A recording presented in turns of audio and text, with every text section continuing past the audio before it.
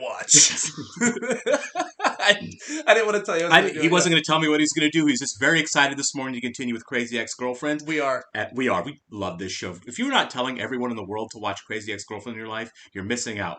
And you're punishing them because this show is amazing. This show's fantastic. Oh, what a great cast. It's, you know, I'm not a musical guy.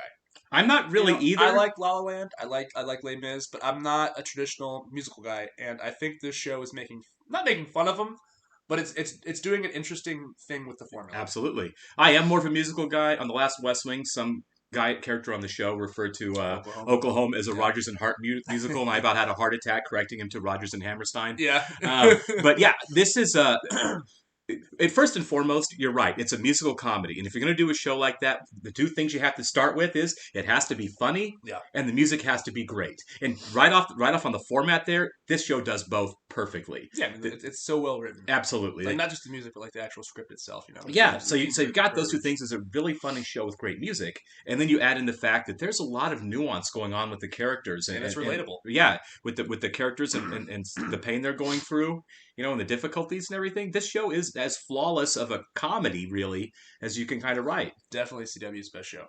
Oh, the best CW show that I've seen. I was going to say the same thing. Of anything I've seen, I'm surprised this was a CW show. It was so good. I don't want to throw shade at the Flash. Yeah, of course. Right, yeah.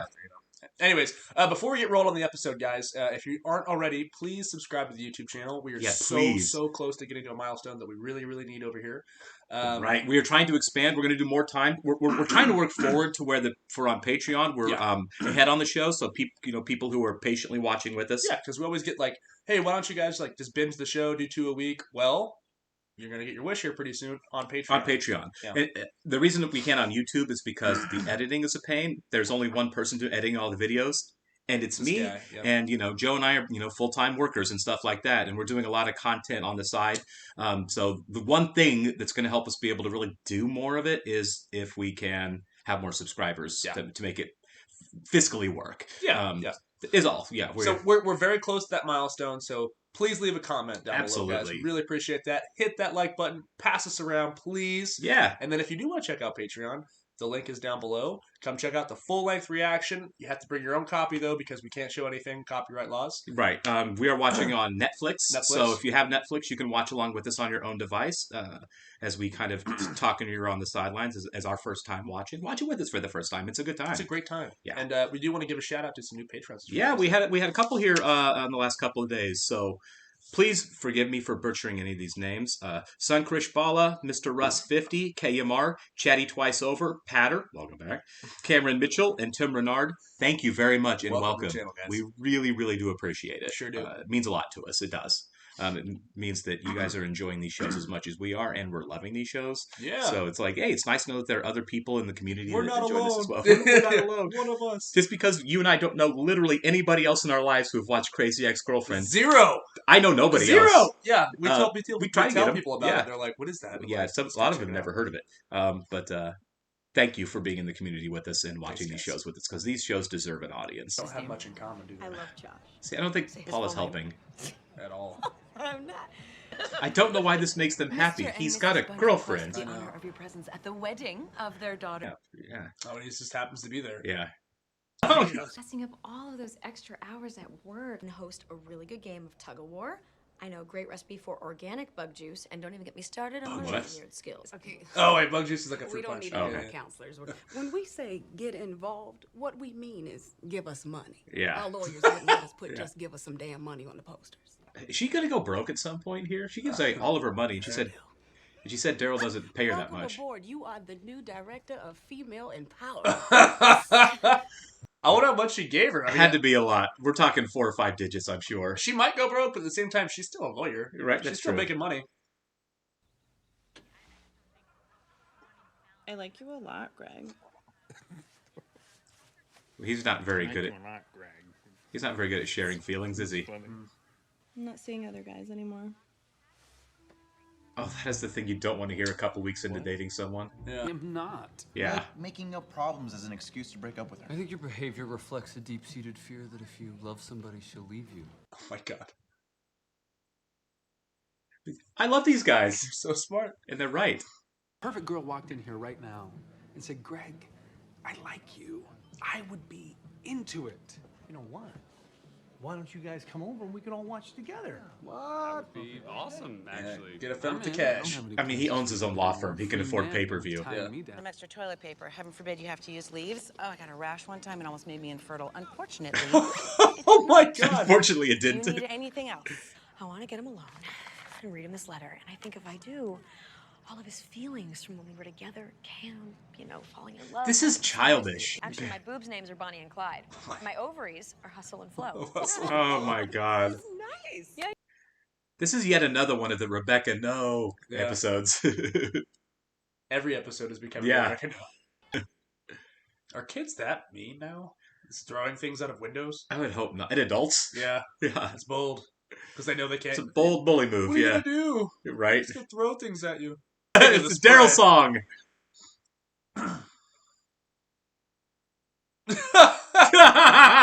This is awesome. No. Guys, you want honeys. Hey, come on, I know honeys. First we'd have a little bro time, which is what this is, and then a honey hang. Right? Honey hang. Give it a second. Whoa.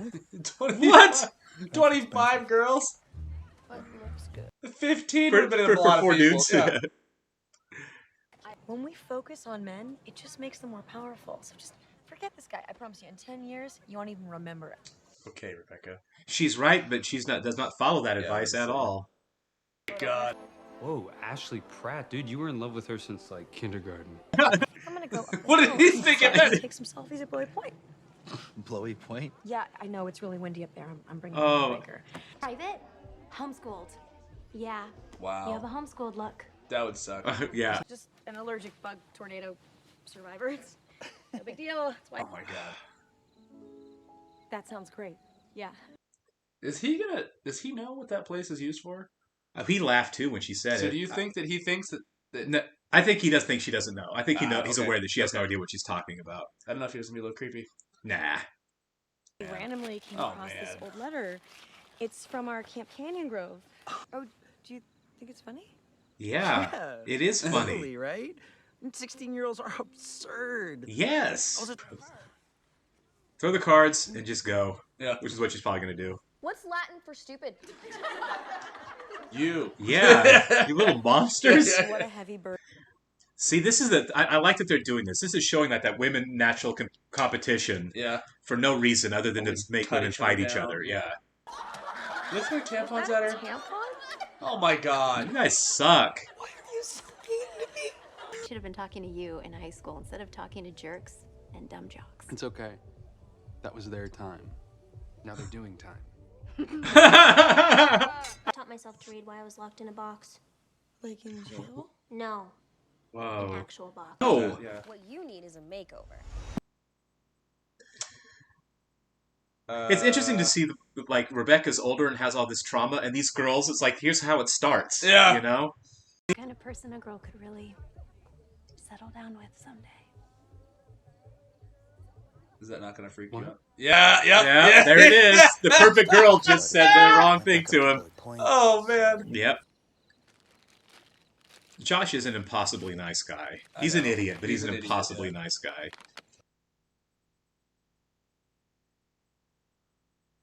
There's the line, I believe in you. Yep.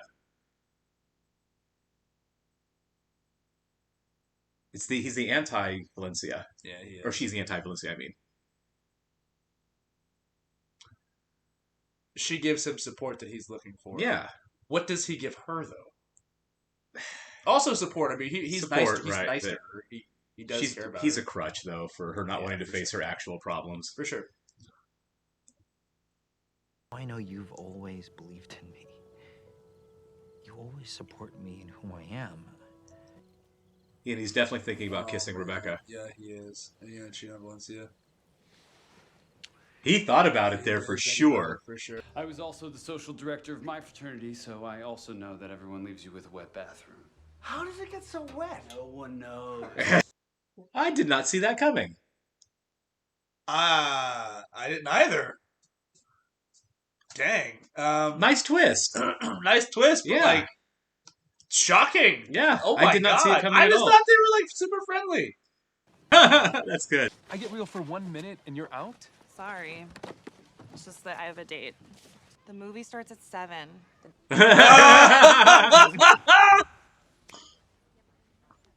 Well, sometimes it means nothing. Sometimes it means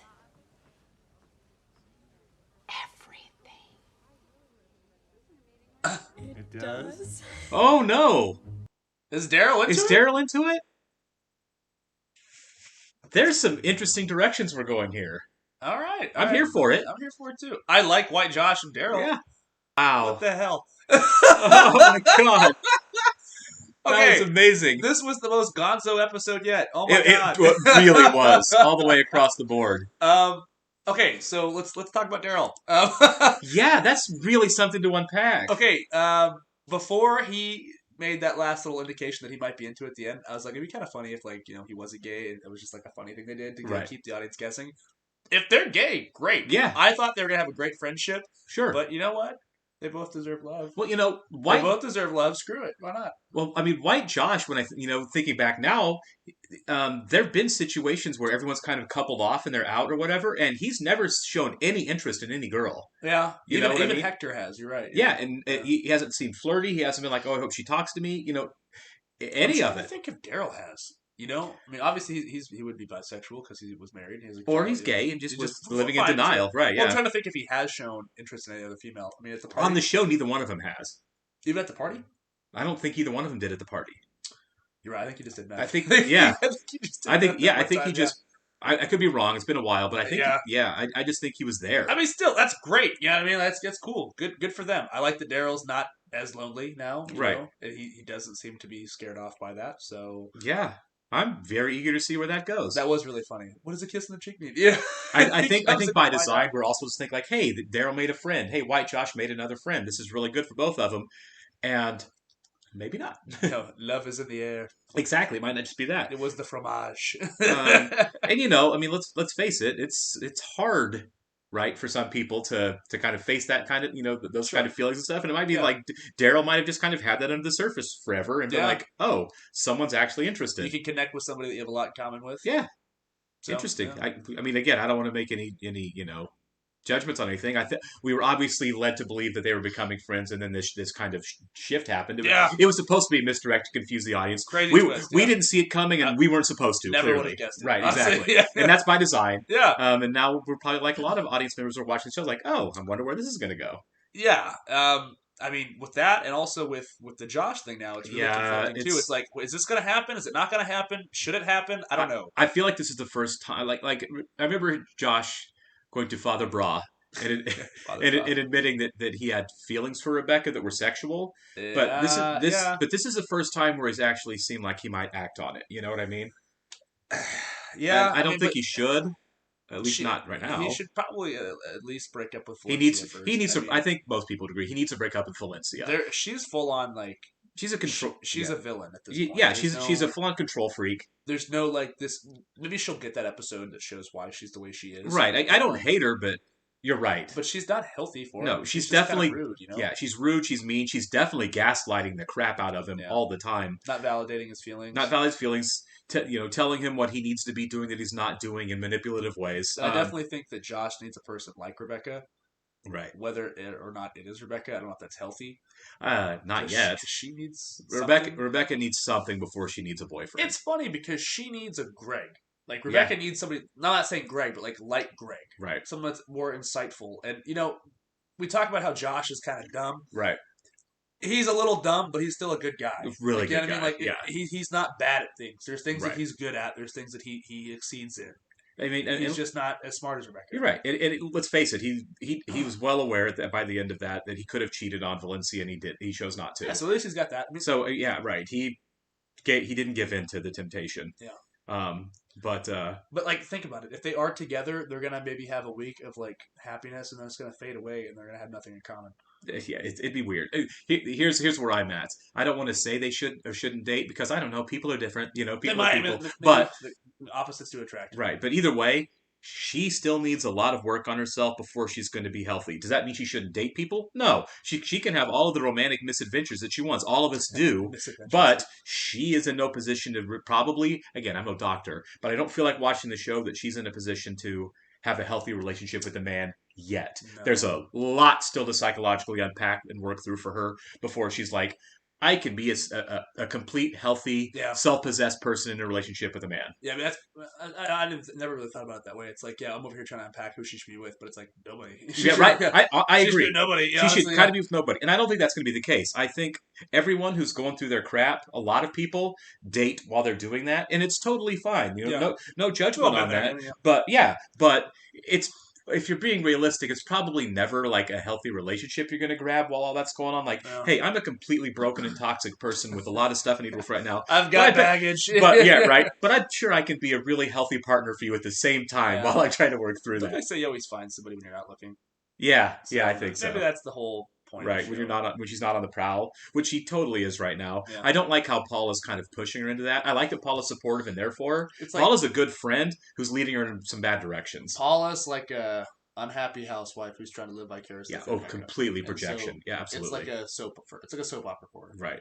So love the fact that Greg got called on his bull crap about his if the perfect girl asked me out, I'd be totally in for the commitment, and it actually happened. And he was like, and he bailed instantly. Yeah, that was a great reveal. What? I could be with you. I could be committed to you in the long term. What? Yeah. I mean that's actually really good writing. Oh, perfect writing. I really enjoyed that aspect. Man, this show is put together so incredibly well. I love this episode. There was a lot to unpack on this episode, which means I'm sure there's going to be a lot to unpack going forward. Like you said, every episode now is a Rebecca No episode. Yeah, there was a lot of Rebecca No in this episode. But now, I don't know. Oh, and the one last thing, when we kind of talked about her in the song, but for YouTube, we're going to have to cut it out, so I wanted to mention it again here. We really get to see the generational cycle of women. They address it too in the song. I mean, by the end of the song, they were addressing like we do what we do, and we've been trained to do what we do to make men happy. Mm-hmm. And you kind of see where the social problems start. Like these are young girls who are like, do this for you, but also really what you're really doing is doing it for dudes. Yeah.